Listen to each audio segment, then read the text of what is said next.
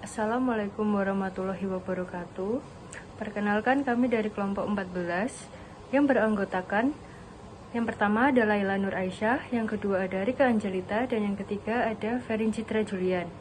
Di sini kami akan mempresentasikan hasil tugas kelompok kami yang berjudul Manajemen Risiko Pasar. Latar belakang masalah. Menurut Rustam tahun 2017, risiko dapat didefinisikan suatu kemungkinan yang dapat menghasilkan kerugian jika tidak dikelola dan antisipasi dengan baik.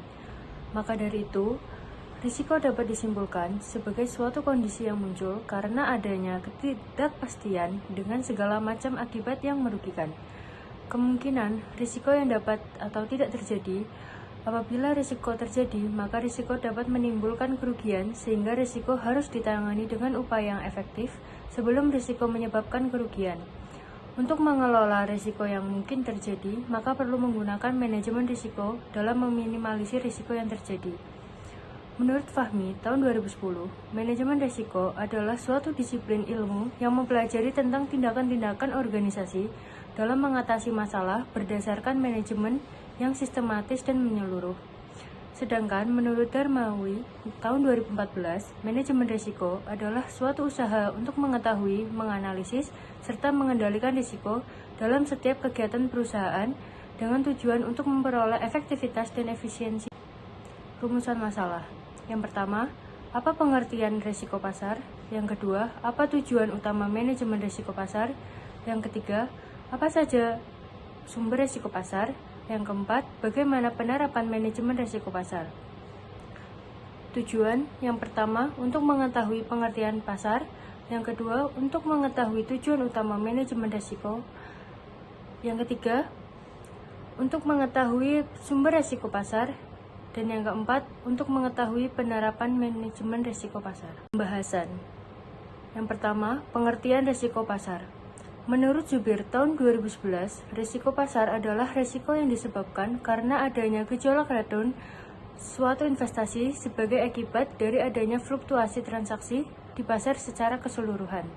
Sedangkan menurut Tendelilin tahun 2001, risiko pasar adalah risiko yang dihadapi suatu sekuritas yang disebabkan oleh faktor-faktor pasar, seperti faktor politik, faktor ekonomi, dan sebagainya. Yang kedua, ada tujuan manajemen risiko pasar. Adapun tujuan utama dari manajemen risiko pasar untuk meminimalkan kemungkinan dampak negatif akibat perubahan kondisi pasar terhadap aset dan pemodalan bank. Manajemen risiko pasar tidak hanya sebatas pada pengelolaan risiko yang dihadapi bank akibat dari pergerakan faktor pasar, diantaranya suku bunga dan nilai tukar yang dapat berasal dari banking book atau trading book. Yang ketiga, sumber risiko pasar.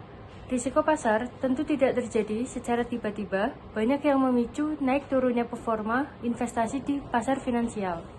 Adapun berikut ini sumber-sumber risiko pasar sebagai berikut. Yang pertama, ada fluktuasi harga saham. Fluktuasi harga saham adalah hal yang umum terjadi pada risiko harga saham, tetapi perlu diwaspadai ketika terjadi kondisi tertentu. Pergerakan harga saham dapat berdampak signifikan terhadap nilai aset dan dapat menyebabkan kerugian finansial. Yang kedua, perubahan suku bunga. Perubahan suku bunga acuan dapat mempengaruhi performa instrumen investasi. Adanya perubahan suku bunga dapat mempengaruhi selera risiko investor. Hal ini juga mempengaruhi permintaan dan penawaran di pasar investasi. Sebagai contoh, kenaikan suku bunga akan meningkatkan imbal hasil deposito atau surat utang pemerintah. Yang ketiga, risiko nilai tukar mata uang asing. Perubahan nilai tukar mata uang juga dapat menimbulkan risiko yang signifikan, terutama jika investor berinvestasi di aset-aset yang diukur dengan mata uang lain. Sebagai contoh, investor berinvestasi di saham Amerika Serikat yang dibeli dengan mata uang dolar Amerika Serikat. Dalam setahun, tingkat return yang didapatkan senilai 5%. Namun, di kurun waktu yang sama, nilai tukar dolar Amerika Serikat terhadap rupiah melemah 10%, yang artinya nilai return tersebut akan bernilai lebih kecil jika dikonversi kembali ke mata uang rupiah. Yang keempat, risiko fluktuasi harga komoditas. Pergerakan harga komoditas yang terlalu ekstrim dapat menyebabkan kerugian finansial dan penurunan nilai aset. Oleh karena itu, Risiko fluktuasi harga komoditas menjadi perhatian khusus bagi investor yang menanamkan modal di perusahaan yang terkait dengan sektor tersebut. Yang keempat, ada penerapan manajemen risiko pasar. Penerapan manajemen risiko pasar diantaranya dilakukan melalui langkah berikut. Yang pertama, pengelolaan risiko suku bunga dan nilai tukar terhadap instrumen keuangan dalam trading book dan banking book. Yang kedua, menerapkan beberapa metode untuk memitigasi kerugian yang dapat timbul dari risiko pasar, di antaranya melalui penetapan limit berdasarkan jenjang organisasi dan kebijakan mengenai limit cut loss, sehingga lebih efektif dalam memonitor risiko pasar yang dihadapi bank. Yang ketiga, melakukan early warning dengan mengukur pendapatan bunga bersih atas pergerakan suku bunga. Bank akan mengembangkan dan mengkaji ulang limit-limit risiko pasar seiring dengan berkembangnya produk-produk serta aktivitas fungsional bank yang berpotensi menimbulkan risiko pasar. Yang keempat, melakukan stress testing untuk guna menilai ketahanan bank dalam menghadapi perubahan suku bunga dan harga. Kesimpulannya, dari pernyataan di atas dapat disimpulkan bahwa risiko pasar adalah risiko yang disebabkan karena adanya gejolak retun suatu investasi sebagai akibat dari faktor-faktor pasar.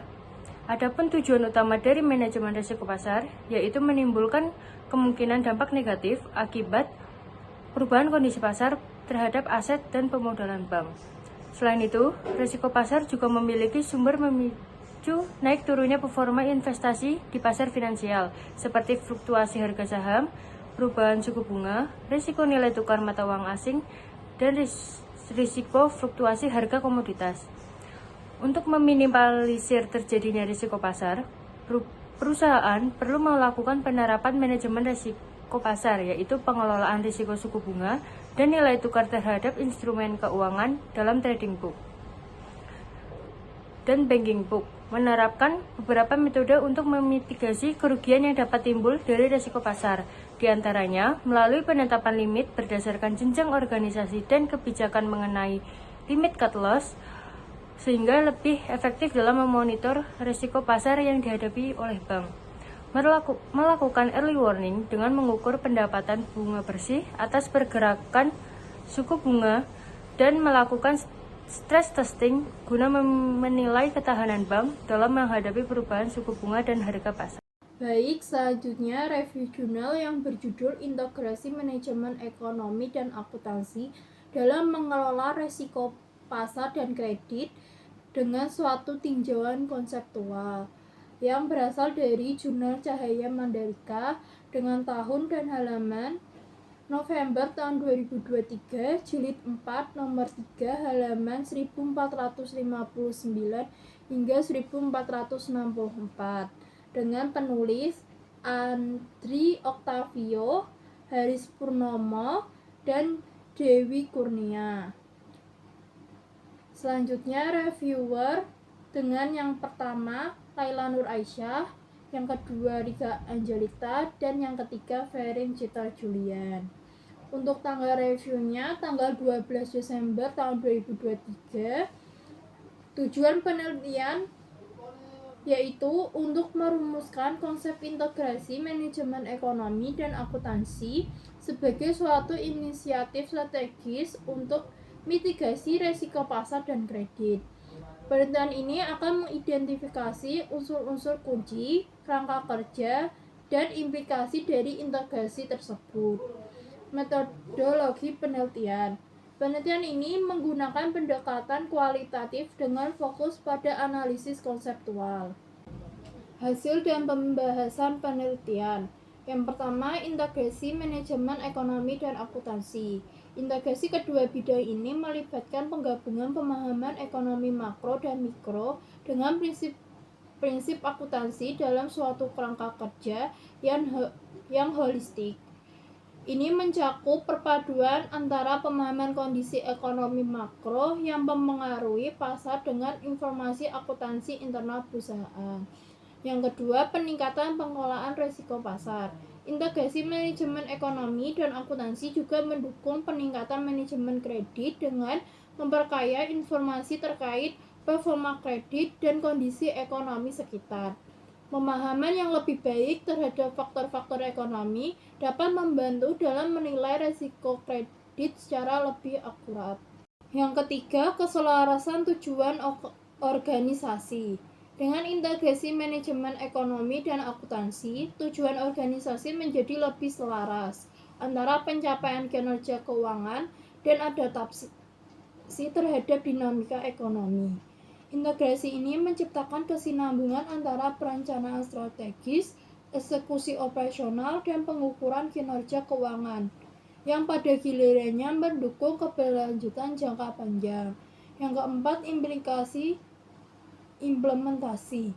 Penerapan integrasi manajemen ekonomi dan akuntansi memerlukan perubahan budaya dan sistem dalam organisasi. Keberhasilan implementasi tergantung kepada kesadaran, pelibatan seluruh staf, dan investasi dalam sistem informasi yang mendukung. Selanjutnya, keterbatasan penelitian. Dengan menganalisis konsep integrasi manajemen ekonomi dan akuntansi secara mendalam, diharapkan penelitian ini memberikan pemahaman yang lebih baik terhadap potensi manfaat dan kendala dalam mengelola risiko pasar dan kredit.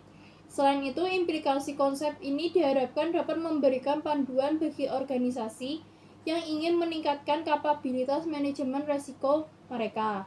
Selanjutnya, kontribusi. Konsep integrasi ini berkontribusi pada keberlanjutan organisasi dengan memahami dampak ekonomi terhadap risiko pasar dan kredit. Organisasi dapat mengambil tindakan preventif dan responsif yang pada gilirannya mendukung keberlanjutan untuk jangka panjang. Kesimpulan. Dalam kesimpulannya, integrasi manajemen ekonomi dan akuntansi merupakan langkah strategis yang dapat memberikan keunggulan kompetitif bagi organisasi dengan menyelaraskan pemahaman ekonomi dan informasi akuntansi.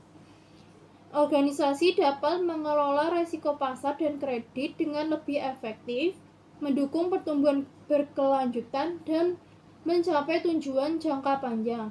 Kesimpulan ini diharapkan memberikan pandangan yang komprehensif yang mendalam bagi pembaca serta menginspirasi penelitian dan implementasi lebih lanjut di bidang ini.